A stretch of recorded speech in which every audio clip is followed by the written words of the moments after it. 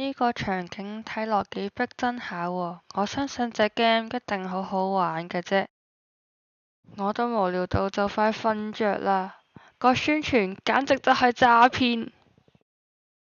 系統你過分咗啦喎，我鬧你就出任務，唔鬧就唔出，係咪啊？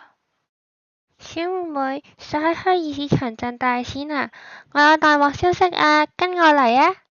只要你將思覺嘅經濟數據上傳，就可以獲得5倍甚至上8倍嘅收益㗎啦。吓？但係咁樣會唔會犯法？會唔會出事㗎？咁甩掣啫嘛，會有幾大件事呢？你想阿婆我啦？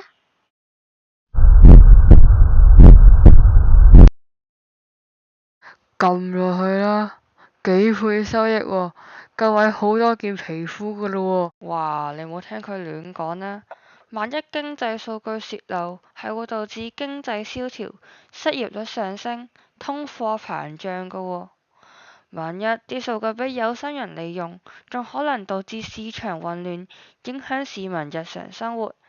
雖然話呢度係遊戲世界啫，但係危害國家安全嘅行為，你都唔應該做㗎。